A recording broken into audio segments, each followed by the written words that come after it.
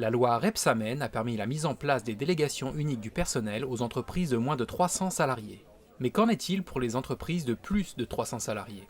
Celles-ci ont désormais la possibilité de mettre en place une instance regroupée de représentation du personnel. L'instance regroupée se met nécessairement en place à travers la conclusion d'un accord collectif, c'est-à-dire un accord signé entre les organisations syndicales et l'employeur, et c'est un accord collectif majoritaire, un accord à plus de 50%. Cet accord va être conclu à l'occasion de la mise en place d'une instance ou de son renouvellement, que ce soit les délégués du personnel, le comité d'entreprise ou le CHSCT.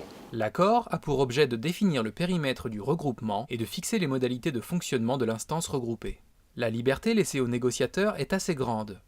Il existe quelques exigences minimales, comme le nombre des réunions par exemple, qui ne doit pas être inférieur à une réunion tous les 2 mois. Dans les cas où l'instance inclut le CHSCT, un minimum de 4 réunions par an devront traiter des sujets relevant de son champ de compétences.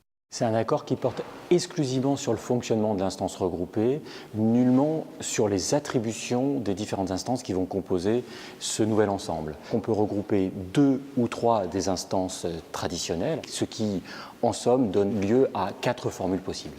Le nombre minimum d'heures de délégation pour chaque représentant a été fixé par décret le 23 mars 2016 et il prévoit, selon que l'instance regroupe 2 ou 3 institutions, respectivement 12 et 16 heures par mois.